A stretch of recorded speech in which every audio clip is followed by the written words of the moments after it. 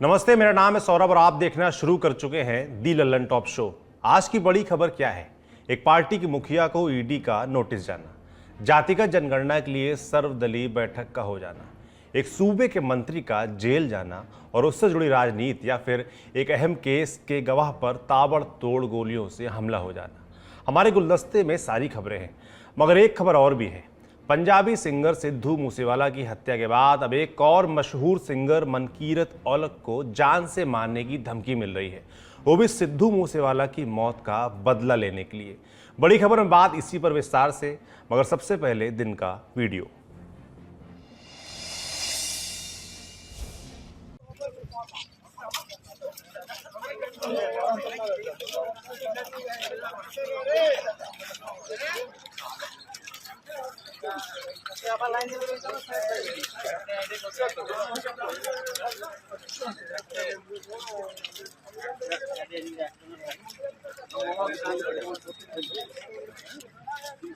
बोला बैग डालने के लिए, तुम लोग बैग भी नहीं डाल सकते। बैग में इतना कौन सा be positive be effective, how is the जोश? बैग डाल दे तो वीडियो में जो युवा आपको दिख रहे हैं, कायदे से इन्हें इस समय वर्दी में होना चाहिए था। देश के आंतरिक और बाहरी सुरक्षा के मोर्चे पर तैनात होना था, लेकिन ये फिलहाल नागपुर से दिल्ली के लिए पैदल मार्च कर रहे हैं। इससे पहले नागपुर के संविधान चौक पर 72 दिनों तक ही अनशन पर बैठे थे। इन युवाओं ने 2018 में आई एसएससी जीडी की 3 स्टेज की परीक्षा लिखित, फिजिकल और मेडिकल पास की हुई है। एसएससी जीडी के जरिए देश के अर्धसैनिक बलों सीआरपीएफ, बीएसएफ, आईटीबीपी आदि में सिपाहियों की भर्ती की जाती है। 2018 में 16,000 पदों पर भर्ती आई थी। 2022 में भर्ती पूरी हो गई, लेकिन ज्वाइनिंग मिली केवल 55,000 के लगभग अभ्यर्थियों को। 5,000 सीटें खाली रह गई, जबकि तीनों स्टेज की परीक्षा पास कर चुके हजारों अभ्यर्थी तैयार बैठे हैं। ये युवा उन्हीं खाली पदों को भरने की मांग कर रहे हैं। दिन के वीडियो के बाद अब सुर्खियों की ओर चलते हैं। पहली सुर्खी उत्तर प्रदेश से है। लखीमपुर खीरी हिंसा के एक चश्मदीद गवाह पर जानलेवा हमला हुआ है। बीते दिन यानी 31 मई को भारतीय किसान यूनियन टिकैत गुट के जिला अध्यक्ष दिलबाग सिंह की कार पर ताबड़तोड़ फायरिंग हुई। दिलबाग सिंह इस हमले में बाल बाल बच गए। दिलबाग तिकोनिया में हुई हिंसा के चश्मदीद गवाह हैं। इंडिया टुडे की रिपोर्ट के मुताबिक देर शाम दिलबाग अपनी कार से घर जा रहे थे, तभी भदेंड गांव के पास पीछे से आई एक बाइक पर सवार 2 अज्ञात लोगों ने अचानक उनकी कार पर फायरिंग शुरू कर दी। दिलबाग सिंह ने अपने ऊपर हुए इस हमले की जानकारी लखीमपुर खीरी पुलिस को दी है। पुलिस ने मामले की जांच शुरू कर दी है। खैर, ये पहला मौका नहीं है जब लखीमपुर हिंसा मामले के किसी गवाह पर हमला किया गया हो। इससे पहले 10 अप्रैल को भी लखीमपुर खीरी कांड के एक चश्मदीद गवाह हरदीप सिंह पर रामपुर के बिलासपुर में हमला हुआ था। अगली सुर्खी दिल्ली से है। मनी लॉन्ड्रिंग केस में दिल्ली के स्वास्थ्य मंत्री सत्येंद्र जैन की गिरफ्तारी को लेकर बीजेपी और आम आदमी पार्टी ने एक दूसरे के खिलाफ मोर्चा खोल दिया है। आज एक प्रेस कॉन्फ्रेंस करते हुए केंद्रीय मंत्री स्मृति ईरानी ने केजरीवाल से सत्येंद्र जैन का इस्तीफा मांगा और कई तीखे सवाल पूछे। दिल्ली के मुख्यमंत्री आम आदमी पार्टी के नेता श्री अरविंद केजरीवाल जी ने कल एक भ्रष्ट व्यक्ति को अपना क्लीन चिट दिया। अपने प्रेस के उद्बोधन में उन्होंने ये घोषणा की कि सत्येंद्र जैन के खिलाफ जो भी आरोप हैं, वो सारे के सारे आरोप तथ्यों से बहुत दूर हैं। अपने आप को जज की उपाधि देते हुए अरविंद केजरीवाल जी ने सत्येंद्र जैन को जनता की अदालत में बरी कर दिया। स्मृति ईरानी के आरोपों पर आम आदमी पार्टी का जवाब आया। पार्टी के संयोजक और दिल्ली के मुख्यमंत्री अरविंद केजरीवाल ने एक बार फिर से सत्येंद्र जैन को कट्टर ईमानदार बताया। उन्होंने कहा कि सत्येंद्र जैन पर देश को गर्व होना चाहिए। मैं तो हमेशा से कह रहा हूं कि वो सबसे कट्टर ईमानदार आदमी है, कट्टर देशभक्त आदमी है सत्येंद्र जैन। उनको गलत तरीके से फंसाया जा रहा है, पर कोई बात नहीं, ईडी जांच करना चाहती है कर ले, सारी जांच से साफ सुथरे निकल के आएंगे। और वो तो ऐसे व्यक्ति हैं जिस पे देश को गर्व होना चाहिए। उन्होंने देश को एक मोहल्ला क्लिनिक का मॉडल दिया वो ईडी वाले कर ले, सारे लोग जांच कर ले उनकी, सीबीआई ने और इनकम टैक्स ने तो जांच कर ली, उन्होंने तो पाया कि भाई सत्येंद्र जैन पाक साफ है। ईडी वाले और जांच कर ले, वो ठीक निकलेंगे। आपको बता दें कि बीते 30 मई को ईडी ने सत्येंद्र जैन को गिरफ्तार किया था। सत्येंद्र जैन पर आरोप है कि वे उन 4 कंपनियों को मिले फंड का सोर्स नहीं बता सके जिनमें वे शेयर होल्डर थे। ईडी ने अपनी जांच में दावा किया था कि सत्येंद्र जैन ने शेल यानी कि कागजी कंपनियों से 4 करोड़ 81 लाख रुपए की राशि ली है। यह पैसा हवाला के जरिए कोलकाता स्थित एक कंपनी को कैश ट्रांसफर करने के बदले में प्राप्त हुआ था। तीसरी सुर्खी बिहार से आई। मुख्यमंत्री नीतीश कुमार ने बिहार में जातीय जनगणना कराने की घोषणा की है। जातिगत जनगणना को लेकर बुलाई गई सर्वदलीय बैठक के बाद नीतीश कुमार ने ये जानकारी दी। उन्होंने कहा कि सर्वसम्मति से बिहार में जातिगत जनगणना कराए जाने का फैसला लिया गया है। बहुत जल्दी कैबिनेट बैठक बुलाई जाएगी। साथ ही जनगणना कराने के लिए अधिकारियों और कर्मचारियों की ट्रेनिंग पूरी की जाएगी। सब लोगों की सहमति से ये बात हो चुका है, किसी तरह का कोई दिक्कत नहीं है। और आप अच्छी तरह जो हमने बता दिया, एक समय सीमा हम लोग बहुत कम समय का निर्धारण करते हैं कि आपस में बातचीत हो गई, लेकिन उसको कैबिनेट से ले करके ये हम लोग घोषित कर देंगे। आज हम लोगों की आपस में बातचीत हो गई, लेकिन अभी कुछ कहते हैं तो जब एक बार कैबिनेट में कर लेंगे वही चीज, तो उसको सबको प्रकाशित कर देंगे। एक समय सीमा हम लोगों ने निर्धारित कर दिया है और सब लोगों को हर स्तर पर, चाहे किसी भी धर्म के हो, किसी भी इसके हो, सब लोगों का पूरे तौर पर पूरा का पूरा इसका आकलन किया जाएगा। पॉलिटिकल को फायदा के लिए और आप जान लीजिए कि ये एकदम इसका करने का मकसद है, हम सब लोगों की राय है कि लोगों को आगे बढ़ाने का, लोगों के फायदे के लिए हम लोग कर रहे हैं। एकदम हम लोगों का स्कीम यही है कि सबका ठीक ढंग से विकास हो सके। कोई पीछे है, उपेक्षित है, तो उसकी उपेक्षा न, सब आगे बढ़े। इन सब चीजों को ही मन में रख करके हम लोगों ने तय किया और इसका नामकरण हम लोग देने जा रहे हैं जाति आधारित गणना। बिहार में जातिगत जनगणना की मांग लंबे समय से हो रही है। बिहार विधानमंडल के दोनों सदनों से 2 बार सर्वसम्मति से इसका प्रस्ताव भी पास हो चुका है, लेकिन अब तक इसे लेकर कोई ठोस कदम नहीं उठाया जा सका है। अगली सुर्खी बनी ईडी का एक नोटिस। ये नोटिस मिला कांग्रेस के अंतरिम अध्यक्ष सोनिया गांधी और पूर्व अध्यक्ष राहुल गांधी को। आज कांग्रेस पार्टी के प्रवक्ता रणदीप सिंह सुरजेवाला और अभिषेक मनु सिंघवी ने प्रेस कॉन्फ्रेंस कर बताया कि ईडी ने नेशनल हेराल्ड केस में सोनिया और राहुल को 8 जून को पूछताछ के लिए बुलाया है। सिंघवी ने बताया कि सोनिया गांधी 8 जून को पूछताछ में शामिल होंगी। राहुल गांधी विदेश में हैं। अगर वे तब तक नहीं आ पाते हैं तो ईडी से और वक्त मांगा जाएगा। प्रेस कॉन्फ्रेंस में सुरजेवाला ने ईडी के नोटिस के पीछे प्रधानमंत्री को बताया कि पूरी तरह से हम उसकी तामील करेंगे, हमें कुछ छुपाना नहीं है और पुरजोर तरीके से, बिना डरे, बिना हटे, बिना हेजिटेशन के हम इसका सामना करेंगे। ईडी ने सोनिया और राहुल को जिस मामले में नोटिस भेजा है उसे भी समझ लेते हैं। साल 1937 में पंडित जवाहरलाल नेहरू ने एसोसिएटेड जर्नल बनाया था। इसने 3 अखबार निकालने शुरू किए, हिंदी में नवजीवन, उर्दू में कौमी आवाज और अंग्रेजी में नेशनल हेराल्ड। एसोसिएटेड जर्नल पर कभी नेहरू का मालिकाना हक नहीं रहा। इसे 5000 स्वतंत्रता सेनानी सपोर्ट कर रहे थे और वही इसके शेयर होल्डर भी थे। इसमें से कई बड़े नेता भी थे। देश को आज़ादी मिली, अखबार फिर भी चलता रहा, लेकिन वक्त के साथ साथ इसकी बिक्री कम होने लगी।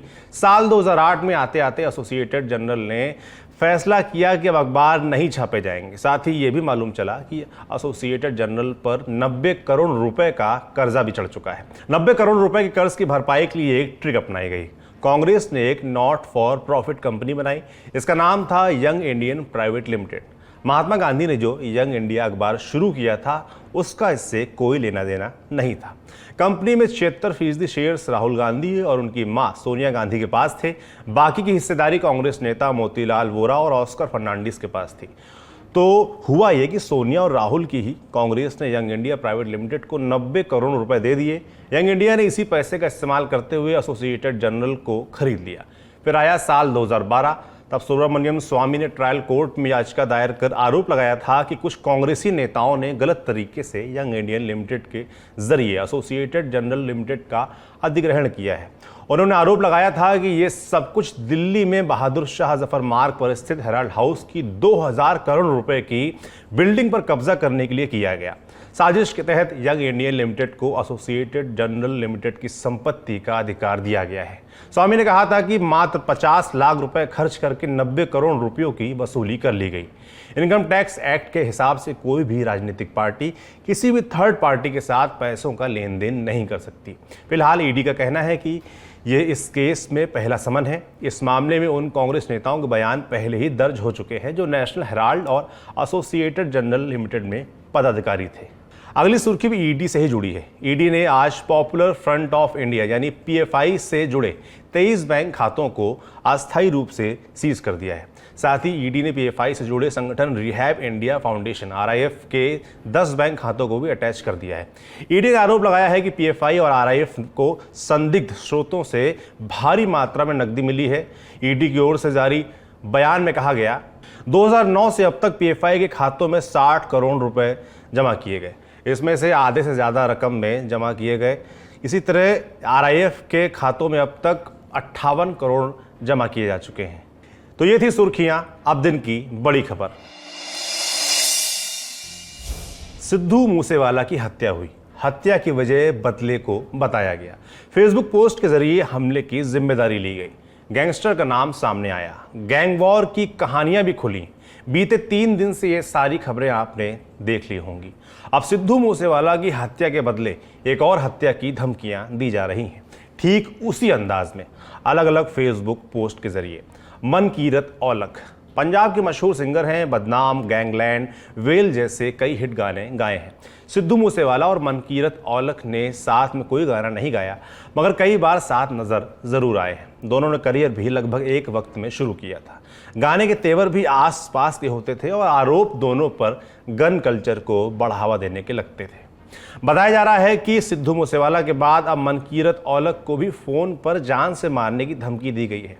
इस बार देवेंद्र बंबिहा गैंग, नीरज बवाना गैंग, कौशल गैंग के नाम से फेसबुक पोस्ट कर धमकियां दी जा रही हैं। ये अपराधी जेल में हैं।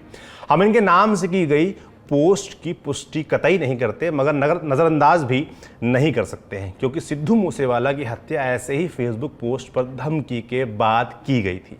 अब दिल्ली के गैंगस्टर नीरज बवाना के नाम पर बने अकाउंट से पोस्ट किया गया, सिद्धू मूसेवाला हमारा दिल का भाई था, 2 दिन के भीतर रिजल्ट दे देंगे। मतलब कि 2 दिन के अंदर किसी की हत्या की धमकी दी जा रही है। इस पोस्ट में मनकीरत औलख का नाम नहीं लिखा है, मगर हमारी नज़र कुछ और पोस्ट पर पड़ी जिसमें मनकीरत की फोटो पर क्रॉस का निशान बनाया गया है। लिखा है 30 के बदले 100 की जान लेंगे, तैयार रहना। गाउंडर एंड ब्रदर्स के नाम से बने फेसबुक अकाउंट की तरफ से लिखा गया है। मूसेवाला की हत्या की जिम्मेदारी गोल्डी बराड़ और लॉरेंस बिश्नोई ने ली है। इस कत्ल के पीछे सिर्फ पैसा है। इसको करवाने वाला और कोई नहीं, मनकीरत औलख है। जितने भी सिंगर हैं उनकी पर्सनल इंफॉर्मेशन गोल्डी बराड़ और लॉरेंस बिश्नोई को शेयर करता है। पैसे के लिए माँ के हीरे जैसे बेटे को छीन लिया। तू वेट कर, तेरा और गोल्डी का पक्का इंतजाम करना है। सिद्धू के साथ हमारा पर्सनल रिलेशन नहीं है, बस एक माँ का बेटा गया है, इस बात का दुख है। ये सब पैसे के लिए कराया गया है, कोई ना जल्द मुलाकात होगी। पोस्ट किसने की, कहाँ से की गई, ये जानकारी जुटाना पुलिस का काम है, मगर इसमें साफ साफ मनकीरत औलख का नाम लेकर धमकी दी गई है। यहाँ तक कि सिद्धू मूसेवाला की हत्या का जिम्मेदार भी बताया गया है। एक हत्या होती, उसके बदले में दूसरी हत्या होती, दूसरी हत्या के बदले में तीसरी हत्या की धमकी दी जा रही है। पंजाब पुलिस के नाक के नीचे गैंगस्टर कुछ इस तरह पंजाबी म्यूजिक इंडस्ट्री में दखल रखने का दावा करते हैं, धमकियां देते हैं, फिल्मी स्टाइल में हत्या के बाद स्वीकार भी करते हैं, हत्या के पहले चुनौती देते हैं, और हर बार बीच में फंसता है एक सिंगर, पहले सिद्धू मूसेवाला और अब मनकीरत औलख। मूसेवाला की हत्या के आरोपों पर मनकीरत औलख की सफाई आई है, पहले उसे सुन लीजिए, फिर कहानी को आगे बढ़ाते हैं। सारी इंडस्ट्री सदमे च यार, सारा पंजाब सदमे च, की होया की नहीं। उतों तुसीं मेरे बारे आ चीज़ां छापी जाते हो जी, कोई मैनेजर, पहला तुसीं कोई वैरीफाई तो कर लो यार, कौन मैनेजर कौन ना करो यार। हथ बन के रिक्वेस्ट करदा, ये काम ना करो। ਕਿਉਂਕਿ ਬੜੀ ਇੱਜ਼ਤ ਕਰਦੇ ਆ ਤੁਹਾਡੀ ਯਾਰ। ਮੈਂ ਤਾਂ ਮੇਰੇ ਬਾਰੇ ਤਾਂ ਬਹੁਤ ਕੁਝ ਗੱਲਾਂ ਲਿਖੀਆਂ, ਮੈਂ ਤਾਂ ਕਦੇ ਰਿਪਲਾਈ ਵੀ ਨਹੀਂ ਕੀਤਾ, ਪਰ ਅੱਜ ਮੇਰੇ ਤੋਂ ਰਿਹਾ ਨਹੀਂ ਗਿਆ। ਕਿਸੇ ਦਾ ਪੁੱਤ ਮਰਿਆ ਯਾਰ, ਤੁਸੀਂ ਉੱਥੇ ਚੀਜ਼ਾਂ एक कंपटीशन दई जाने हो, ना करो यार। दरअसल मनकीरत औलख की ये सफाई इसलिए आई क्योंकि स्थानीय मीडिया की कई रिपोर्ट्स में सिद्धू मूसेवाला की हत्या के षड्यंत्र में मनकीरत औलख के मैनेजर के हाथ होने की आशंका जताई गई। मनकीरत ने वीडियो जारी करके साफ किया है कि उनका कोई मैनेजर नहीं है, न ही उनका इस हत्याकांड से कोई भी लेना देना है। दरअसल अब कहानी को थोड़ा फ्लैशबैक से जोड़कर समझने की कोशिश करते हैं। आखिर मनकीरत औलख का नाम इस केस में क्यों उछाला जा रहा है। अगस्त 2021 को यूथ अकाली नेता विक्रम सिंह उर्फ विक्की मिद्दूखेड़ा की मोहाली में सरेआम हत्या हुई। जब वो अपनी फॉर्च्यूनर में सवार हो रहा था तब उस पर बदमाशों ने गोलियां बरसाई। बचने के लिए भागा तो आधा किलोमीटर दौड़ाकर गोली मारी। विक्की मिद्दूखेड़ा मनकीरत औलख के करीबी थे, यहाँ तक कि मनकीरत अपनी सफलता का श्रेय कई मौक़ों पर विक्की मिद्दूखेड़ा को देते हैं। विक्की की हत्या में बम्बिहा गैंग का नाम आया। देवेंद्र बम्बिहा नाम का एक गैंगस्टर था जिसका 2016 में पंजाब पुलिस ने एनकाउंटर कर दिया था। उसी के नाम पर बना ये बम्बिहा गैंग, जिसको अभी फिलहाल लकी पटियाल नाम का गैंगस्टर चलाता है। वो फिलहाल आर्मेनिया में है। खैर, बम्बिहा गैंग और लॉरेंस गैंग दोनों के बीच दुश्मनी है, ये सब जानते हैं। विक्की मिद्दूखेड़ा को लॉरेंस बिश्नोई कैंप का माना जाता था। विक्की मिद्दूखेड़ा की हत्या पर मनकीरत औलख ने इंस्टाग्राम पर लिखा था, ऑलवेज पॉजिटिव रहना, किसी की सफलता पर खुश रहना, हर एक को जोड़कर चलने वाला बादशाह बंदा आज चला गया। बहुत बड़ा लॉस हुआ है विक्की वीर के जाने से। विक्की मिद्दूखेड़ा की हत्या के बाद मनकीरत औलख ने इंसाफ के लिए कैंपेन भी चलाया था। यहाँ से थोड़ी कहानी और क्लियर करते हैं। विक्की की हत्या में सिद्धू मूसेवाला के मैनेजर शगनप्रीत सिंह का नाम सामने आया था। पुलिस मैनेजर तक पहुंच पाती उसके पहले ही वो भारत से फरार होकर ऑस्ट्रेलिया पहुंच गया। पंजाब पुलिस ने सिद्धू के मैनेजर के खिलाफ लुकआउट सर्कुलर भी जारी किया। इस मामले में सिद्धू मूसेवाला के डायरेक्ट इन्वॉल्वमेंट के कोई साक्ष्य नहीं मिले थे। इसके बावजूद लॉरेंस बिश्नोई विक्की की हत्या के लिए सिद्धू मूसेवाला को जिम्मेदार और विरोधी गैंगस्टर विक्की पटियाल का करीबी मानता था और दावे के मुताबिक बदले के लिए सिद्धू मूसेवाला की हत्या करवा दी गई। बम्बिहा गैंग की तरफ से की गई हत्या के बदले में लॉरेंस बिश्नोई गैंग ने हत्या की। अब लॉरेंस बिश्नोई की तरफ से हुई हत्या के बदले बम्बिहा गैंग सक्रिय हो गया है। अब तक की कहानी से आप ये समझ ही गए होंगे कि मनकीरत को धमकियां क्यों मिल रही हैं। मनकीरत औलख की एक दो तस्वीरें भी गूगल सर्च करने के बाद लॉरेंस बिश्नोई के साथ दिख जाती हैं। ये तस्वीर सोपू यानी student organisation of Punjab university की तरफ से पोस्ट की गई। सोपू ही वो संगठन है जिससे लॉरेंस बिश्नोई छात्र राजनीति भी कर चुका है। हालांकि तस्वीरों के आधार पर किसी से संबंध नहीं स्थापित किया जा सकता है। मनकीरत औलख स्टार हैं, सो उनके साथ दिन में कई लोग फोटो खिंचवाते होंगे। लेकिन अब मिल रही धमकियों के बाद मनकीरत औलख ने सरकार से सुरक्षा बढ़ाने की मांग की है। ये मीडिया वालिਆਂ ਨੂੰ ਮੇਰੀ ਹੱਥ ਬੰਨ ਕੇ ਰਿਕਵੈਸਟ ਆ ਭਰਾਓ, ਜੇ ਤੁਸੀਂ ਚੰਗਾ ਨਹੀਂ ਛਾਪ ਸਕਦੇ ਮਾੜਾ ਨਾ ਛਾਪੋ। ਪਹਿਲਾਂ ਉਹ ਜਦੋਂ ਜਿੰਦਾ ਸੀ ਤੁਸੀਂ ਉਹਦੇ ਬਾਰੇ ਲਿਖ ਕੇ ਜੀ ਉਹ ਐਂ ਕਰਦਾ ਹੈ, ਉਹ ਫਲਾਣਾ ਕਰਦਾ ਹੈ, ਗਵਾ ਲਿਆ। ਅੱਜ ਤੁਸੀਂ ਸੇਮ ਉਹ ਚੀਜ਼ਾਂ ਮੇਰੇ ਬਾਰੇ ਛਾਪੀ ਜਾਂਦੇ ਹੋ। मनकीरत औलख ਦਾ ਕੋਈ ਮੈਨੇਜਰ ਸੀ ਜੀ, ਕਿਹੜਾ ਮੈਨੇਜਰ ਸੀ, ਕਿਉਂ ਝੂਠੀਆਂ ਗੱਲਾਂ ਕਿਉਂ ਐ ਕਰੀ ਜਾਂਦੇ ਹੋ। ਮੈਨੂੰ ਆ ਨਹੀਂ ਡਰ ਯਾਰ, ਠੀਕ ਹੈ ਮੈਨੂੰ ਕੋਈ ਮਾਰ ਜੇ ਕਰ ਜੇ, ਤੁਹਾਡਾ ਉਹ ਚੀਜ਼ ਨਾਲ ਵੀ ਰਾਂਝਾ ਰਾਜੀ ਹੁੰਦਾ ਨਾ ਕਰ ਲਿਓ। जुर्म की दुनिया में एक और खेल होता है, दुश्मन का दुश्मन दोस्त। यही हाल यहाँ भी है। लॉरेंस बिश्नोई की दुश्मनी बम्बिहा गैंग से भी है। दिल्ली का कुख्यात बदमाश नीरज बवाना जो भी तिहाड़ जेल में बंद है, वो भी लॉरेंस बिश्नोई का दुश्मन है। तो दोनों साथ लॉरेंस के विरोध में काम करते हैं। इसमें उसे गुरुग्राम के गैंगस्टर कौशल चौधरी और आउटर दिल्ली के गैंगस्टर टिल्लू ताजपुरिया का भी साथ मिलता है। गैंगस्टरों की आपसी गैंगवार है, निशाना कोई और बनता है। उधर सिद्धू मूसेवाला केस में अपडेट ये है कि हमलावरों को गाड़ी मुहैया कराने वाला एक आरोपी पुलिस के हत्थे चढ़ गया है। सुनिए एसएसपी मानसा और क्या अपडेट बता रहे हैं। बिल्कुल, दो लोग हमने प्रोडक्शन वारंट में शुभदीप सिंह के मर्डर केस में हम लेके आए हैं, जो कि ऑर्गेनाइज क्रिमिनल्स के गैंग के मेंबर्स हैं, लॉरेंस बिश्नोई गैंग के मेंबर्स हैं, उनको हम लेके आए हैं। और एक जो और दोषी है उनको हमने अरेस्ट किया है। हमें लगता है ये इसी जो ऑर्गेनाइज्ड गैंग का पार्ट है, और इस मॉड्यूल के बारे में भी इनके पास कोई खास इन्फॉर्मेशन ज़रूर होगी। तो उनसे जरूर डूंगाई के साथ उनके साथ पूछगिछ की जा रही है। हमें लगता है कि काफ़ी अहम लीड हमें उनसे मिलेंगे। जो प्रोडक्शन वारंट पे लाए हैं वो क्या जेल से लाए, किस जेल से लाए हैं? उन्हें एक बठिंडा जेल से लाए, एक फिरोजपुर जेल से लेके आए हैं।